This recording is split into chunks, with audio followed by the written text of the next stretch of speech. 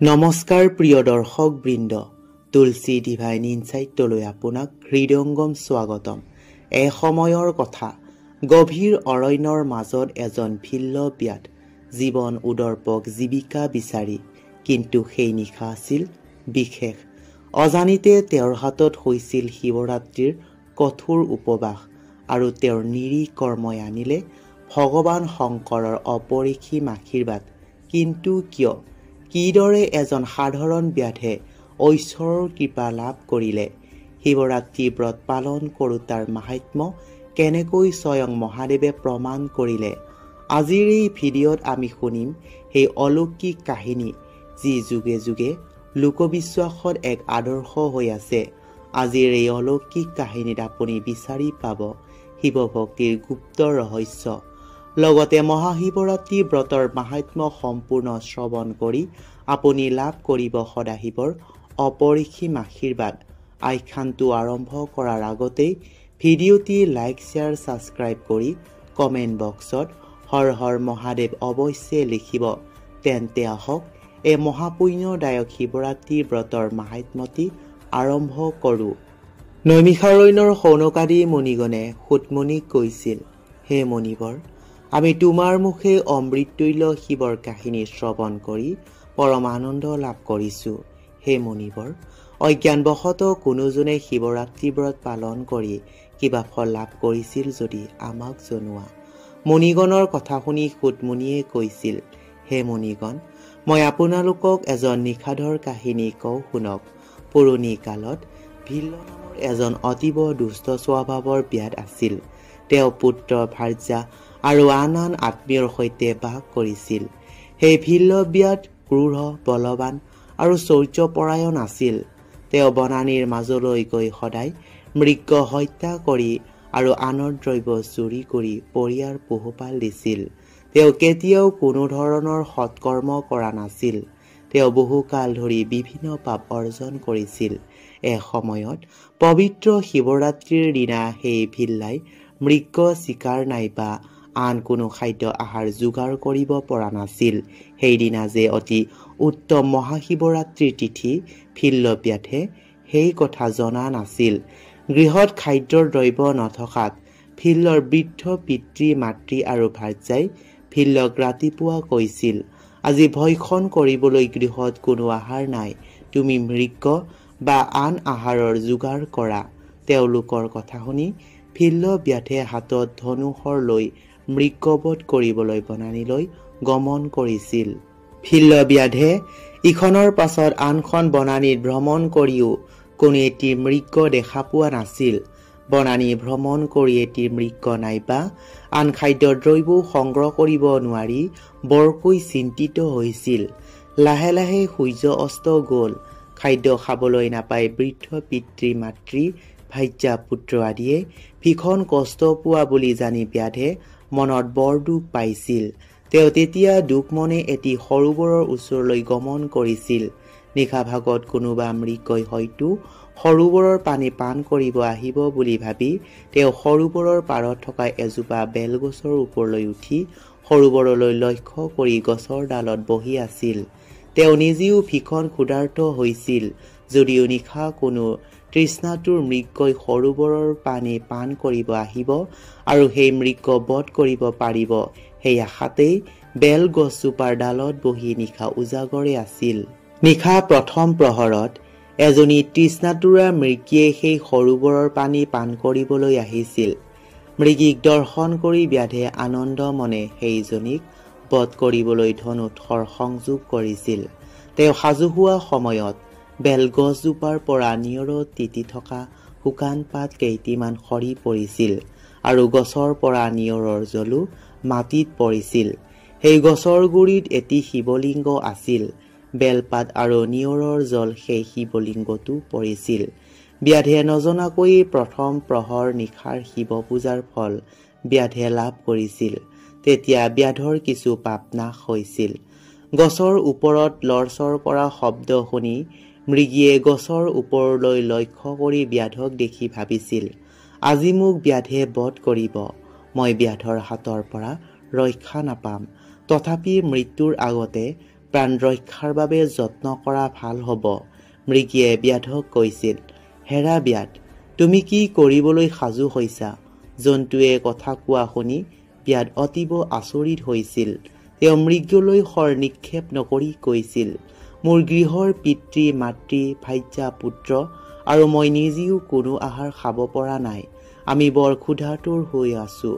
মই এতিয়া তোমাক বধ কৰি তোমাৰ মাংস পৰিয়ালবৰ্গৰ সৈতে ভোজন কৰিম। ব্যাধৰ নিদাৰুণ কথা শুনিও মৃগীয়ে হাঁহি মুখে কৈছিল, সঁচাকৈয়ে আজি মোৰ পৰম সৌভাগ্যৰ উদয় হৈছে। মোৰ মাংসৰ দ্বাৰা ক্ষুধাতুৰৰ প্ৰাণ ৰক্ষা হ'ব। মই আজি আনৰ কিঞ্চিত উপকাৰ সাধন কৰিবৰ সুযোগ পাইছো। কোনো ক্ষুধাৰ্তই যদি মোৰ দেহৰ মাংস ভক্ষণ কৰি তৃপ্তি লাভ কৰিব পাৰে, তেতিয়া মোৰ জীৱন ধন্য হ'ব। পৰোপকাৰীৰ যিমান পুণ্য হয় তাক বৰ্ণনা কৰি অন্ত কৰিব নোৱাৰি। কিন্তু হেৰা ব্যাধ, মই সত্য কৈছো যে মোৰ বাসস্থানত মোৰ পোৱালি, মোৰ ভনী আৰু স্বামী আছে। তুমি মোক এতিয়াই বধ নকৰিবা। মই মোৰ পোৱালীক, মোৰ ভনী আৰু স্বামীৰ ওচৰত থৈ অতি সোনকালে এই স্থানলৈ উভতি আহিম। তেতিয়া তুমি মোক বধ কৰি মোৰ দেহৰ মাংস তৃপ্তিৰে ভক্ষণ কৰিবা। মৃগীৰ কথা শুনি ব্যাধে কৈছিল, যেতিয়া বিপদকাল উপস্থিত হয় তেতিয়া প্ৰাণ ৰক্ষাৰ বাবে সকলোৱে মিছা কথা কয়। ব্যাধৰ কথা শুনি মৃগীয়ে কৈছিল, সিন্ধু জলধাৰা বায়ু আদি দেৱগণে সত্যক আশ্ৰয় কৰি নিজ নিজ কৰ্তব্য পালন কৰি থাকে। সকলোৱে সত্য ধৰ্ম পালনৰ বাবে নিজৰ প্ৰতিজ্ঞা সৰ্বক্ষণে পালন কৰে। হেৰা পশুঘাতক ব্যাধ, মোৰ কথা শুনা। মই সত্য ৰক্ষা নকৰাকৈ নাথাকো। তুমি মোক বিশ্বাস কৰা। হৰিণীৰ কথা বিশ্বাস নকৰাত হৰিণীয়ে পুনৰ কৈছিল, হেৰা ব্যাধ, মই যদি পুনৰ এই স্থানলৈ নাহো তেতিয়া মই সদায় পাপৰ বোজা মূৰত লৈ ফুৰিব লাগিব। যি নাৰীয়ে স্বামীৰ আজ্ঞা উলংঘন কৰে, কৃতঘ্ন ব্যক্তিৰ যি পাপ হয় সেই ধৰণৰ পাপৰ বোজা কঢ়িয়াব লাগে। আনৰ অপকাৰ কৰাজনেই হৰিক আৰাধনা নকৰা পাপীৰ সমান পাপৰ বোজা কঢ়িয়াব লাগে। মৃগীয়ে তেনেধৰণৰ বহু কথা কৈ সেই স্থানত থিয় হৈ থকাত ব্যাধে মৃগীক কৈছিল, মই বাৰু তোমাৰ কথা বিশ্বাস কৰিলো। এতিয়া তুমি সৰোবৰৰ পানী পান কৰি তোমাৰ বাসস্থানলৈ যোৱাগৈ। ব্যাধৰ কথা শুনি মৃগীয়ে আনন্দমনে পানী পান কৰি তাৰ পৰা বাসস্থানলৈ গমন কৰিছিল। হৰিণী অহালৈ অপেক্ষা কৰি থাকোঁতেই নিশা প্ৰথম প্ৰহৰ সমাপ্ত হৈছিল।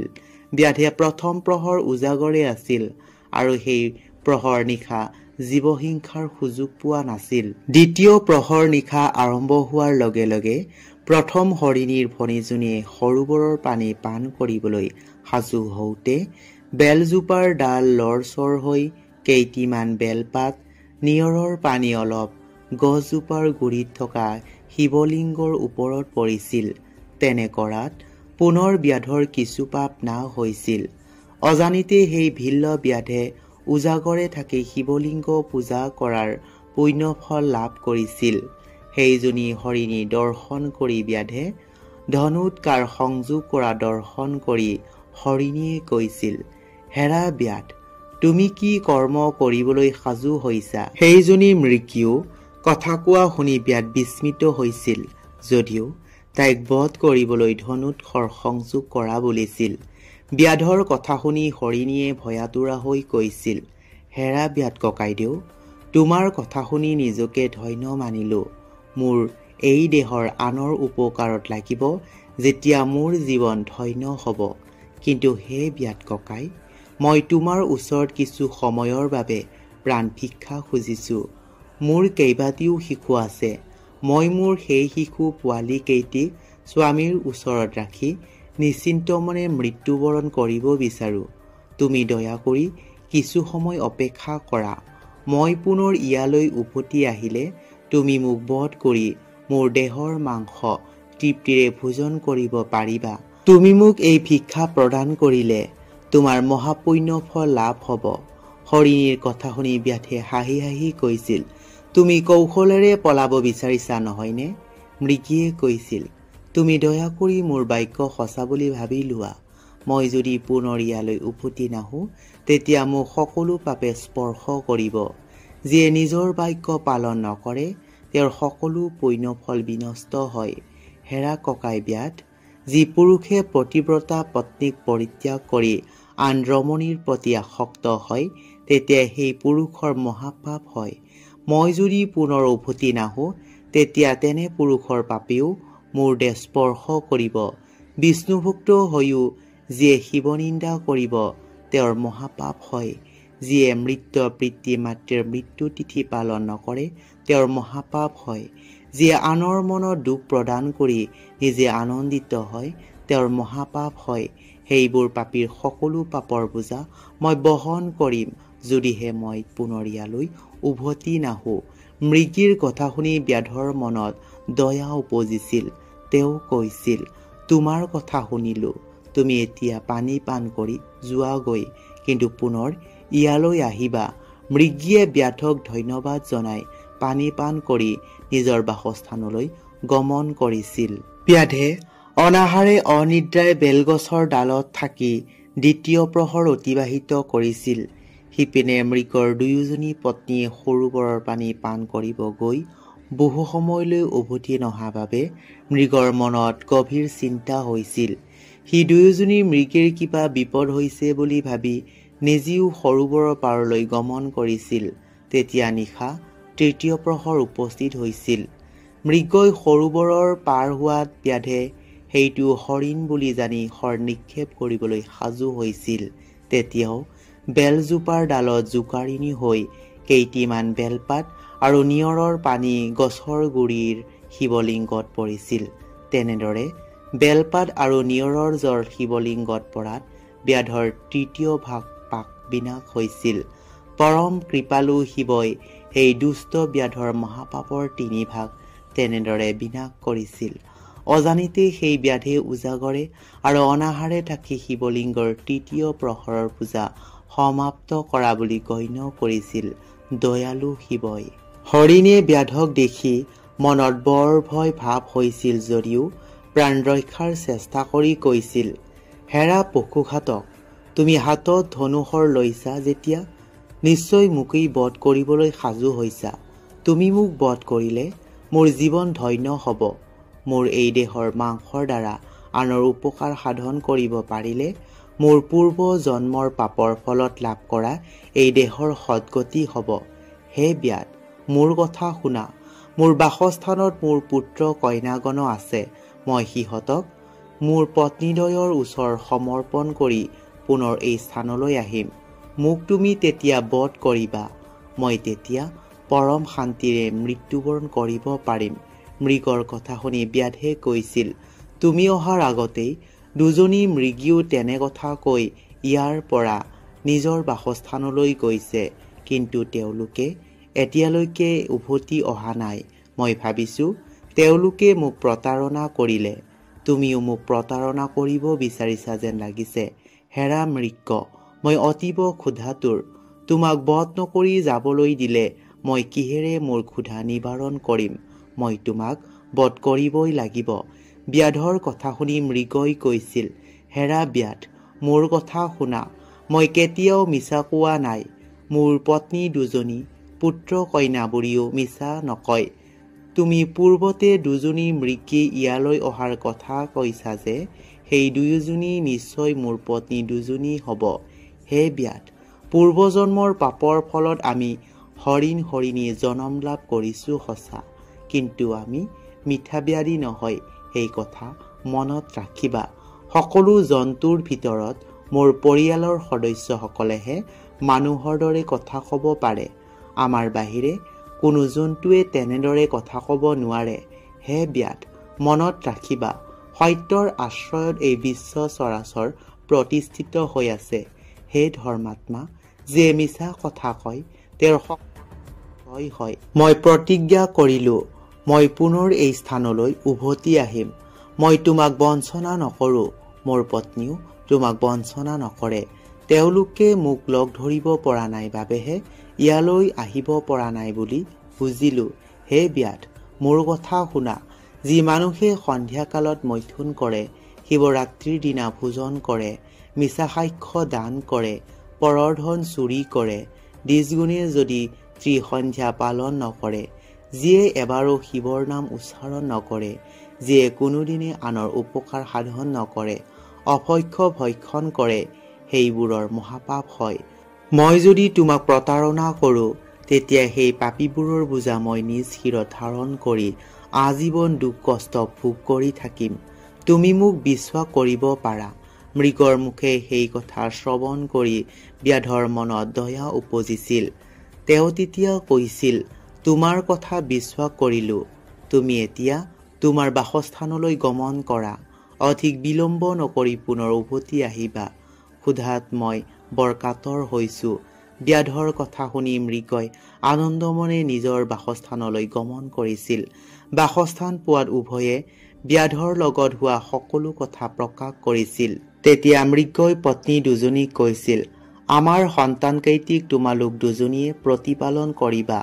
মই প্ৰতিজ্ঞা কৰিছোঁ, যেতিয়া ব্যাধৰ ওচৰলৈ অতি শীঘ্ৰে গমন কৰোঁ, তেতিয়া প্ৰথমৰ জ্যেষ্ঠা মৃগীয়ে কৈছিল, হে স্বামী, মোৰ কথা শুনা।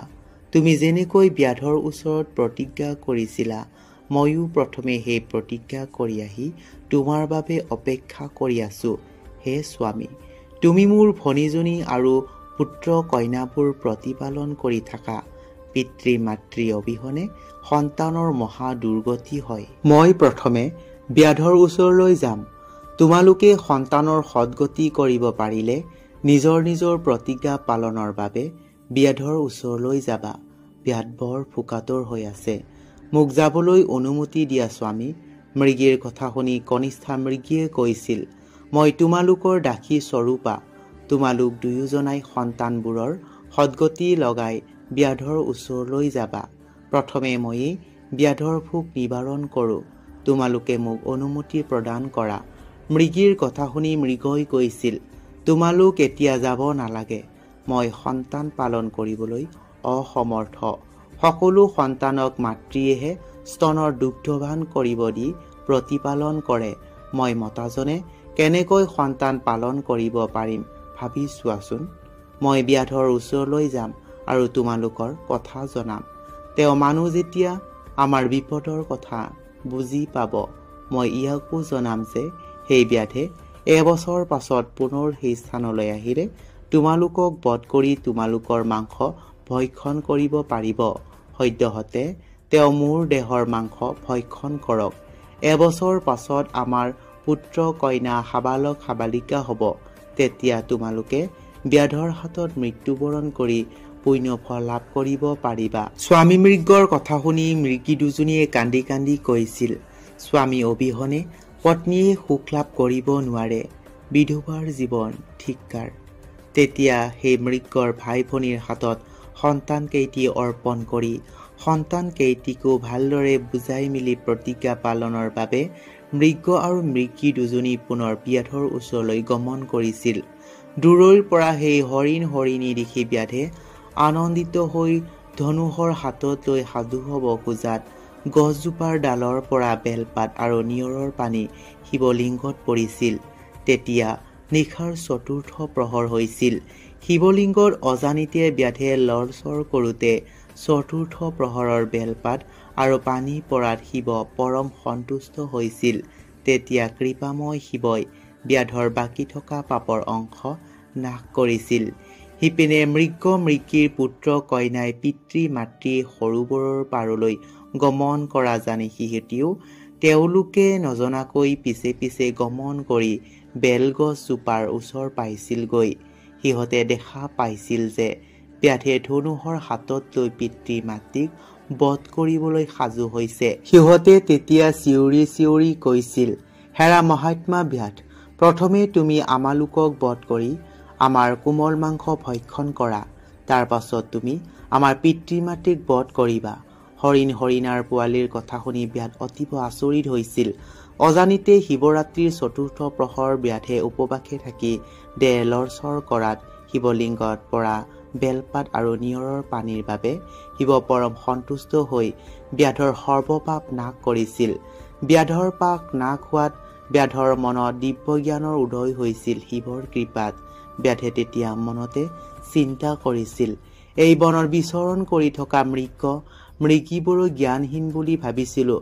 সঁচাকৈ এওঁলোক মহাজ্ঞানী।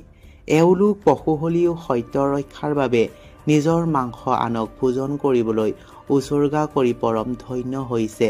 মই মানুহ হৈও মহামূৰ্খ আৰু জীৱহিংসা কৰি নিতৌ মহাপাপ অৰ্জন কৰিলোঁ। মই মোৰ পাপ ক্ষয়ৰ বাবে নিশ্চয় নৰকত বাস কৰি মহাকষ্ট ভোগ কৰিবই লাগিব। মোৰ জীৱন শতধিক। মই পূৰ্বতে এই জ্ঞান লাভ নকৰিলোঁ কিয়? ব্যাধৰ মনলৈ তেনে ভাৱ অহাৰ লগে লগে ব্যাধে ধনুষৰ দূৰলৈ দলিয়াই দি কৈছিল, হে মৃগীগণ, সঁচাকৈয়ে তোমালোকৰ জীৱন ধন্য। মই মহাপাপী। তোমালোকে পশু জনম লাভ কৰিও সদায় আনৰ উপকাৰৰ বাবে নিজৰ জীৱন উচৰ্গা কৰিলা। মই জীৱশ্ৰেষ্ঠ মানৱ জনম লাভ কৰিও জীৱহিংসা কৰি মহাপাপ অৰ্জন কৰিলোঁ। এতিয়া তোমালোকে আনন্দমনে বনৰ মাজত বিচৰণ কৰাগৈ। মই তোমালোকক বধ নকৰোঁ। ব্যাধৰ তেনে ব্যৱহাৰত দেৱ পঞ্চানন সন্তুষ্ট হৈ মনোহৰ মূৰ্তি ধাৰণ কৰি ব্যাধক দেখা দি কৈছিল, হে ভিল্ল ব্যাধ, মই তোমাৰ প্ৰতি সন্তুষ্ট হৈছোঁ। তুমি উপবাসে থাকি মোৰ পূজা কৰিলা। এতিয়া তুমি অভিলাষিত বৰ প্ৰাৰ্থনা কৰা। ব্যাধে শিৱক দৰ্শন কৰাৰ লগে লগে জীৱমুক্ত হৈছিল। তেওঁ শিৱক ভক্তিভাৱে প্ৰণাম জনাই কৈছিল, হে প্ৰভু, মই মহাপাপীয়ে আপোনাক দৰ্শন কৰিলোঁ। এয়াই মোৰ পৰম সৌভাগ্য। মই নজনাকৈ আপোনাৰ পূজা চতুৰ্থ প্ৰহৰে কৰা বুলি ভাবি আপুনি মোৰ পাপবোৰ বিনাশ কৰি মোক দেখা দিছে। মই আপোনাৰ চৰণ বন্দনা কৰিব পাৰিলেই হ'ব। মোক অন্য একো বৰ নালাগে। ব্যাধৰ কথা শুনি শিৱই কৈছিল, হে ব্যাধ, সকলো মানুহে কৃতকৰ্মৰ ফল ভোগ কৰিহে পৰম মুক্তি লাভ কৰিব পাৰে। তুমি এতিয়ালৈকে মহাপাপ কৰিছিলা যদিও মই তোমাৰ ইহজন্মৰ পাপ নাশ কৰিলোঁ। পূৰ্বজন্মৰ পাপৰ বাবে তুমি ব্যাধৰূপে জন্ম লাভ কৰিছা। সেই জন্মৰ পাপৰ ফল ভোগ কৰাৰ পাছতহে তুমি পৰম মুক্তি লাভ কৰিব পাৰিবা। তুমি তাৰ বাবে কোনো দুখ নকৰিবা। মই তোমাক আজিৰ পৰা গুহ নাম প্ৰদান কৰিলোঁ। মানুহে তোমাক গুহক চণ্ডাল বুলি জানিব। মোৰ কৃপাত তুমি ধাৰ্মিক হবা। ধৰ্ম আচৰণ কৰি এই জন্মত তুমি পৰম সুখ লাভ কৰিব পাৰিবা। তুমি ব্যাধসকলৰ ৰজা হ'ব পাৰিবা। তোমাৰ বংশ বৃদ্ধি হৈ থাকিব। বহু বছৰ পাছত দশৰথ ৰজাৰ পুত্ৰ শ্ৰীৰাম চন্দ্ৰৰ লগত তোমাৰ দেখা দেখি হ'ব। তুমি ৰামচন্দ্ৰক ভক্তিভাৱে পূজা দি কৰিবা। তেতিয়া তুমি পূৰ্বজন্মৰ সকলো পাপৰ পৰা মুক্তি লাভ কৰিব পাৰিবা। হে গুহ, তুমি আৰু তোমাৰ পুত্ৰ পৌত্ৰাদিয়ে সদায় মোক ভক্তিভাৱে পূজা কৰি থাকিব। তুমি নিজেও সভক্তিৰে সদায় মোৰ শিৱলিংগ পূজা কৰি আনন্দ মনে ব্যাধৰ ৰজা হৈ সুখেৰে বাস কৰাগৈ। এতিয়াও ৰামচন্দ্ৰৰ জন্ম হোৱা নাই। কিছু বছৰ পাছতহে ৰামচন্দ্ৰৰ জন্ম হ'ব। ৰামচন্দ্ৰৰ জন্ম হ'লে যথাসময় তেওঁ তোমাক লগ পাব। তুমি তেওঁক সৰ্বপ্ৰকাৰে সহায় কৰি এদিনৰ বাবে তোমাৰ গৃহত ৰাখিবা। মনত ৰাখিবা, সেই ৰামচন্দ্ৰ আন কোনো নহয়, তেওঁৱেই স্বয়ং শ্ৰীহৰি। পৃথিৱীৰ মহাভাৰ হৰণৰ বাবে, ৰাৱণাদিৰ ৰাক্ষসকুল ধ্বংসৰ বাবে 4 অংশে দশৰথৰ পুত্ৰৰূপে আৱিৰ্ভূত হ'ব। তুমি সেই জনা ৰামক ভক্তিভাৱে পূজা কৰিলে পৰম মুক্তি লাভ কৰি মোৰ পাৰিষদ হ'ব পাৰিবা। শিৱৰ কথা শুনি ভিল্ল ব্যাধে ভক্তিভাৱে শিৱৰ চৰণত ধৰি পূজা কৰিছিল।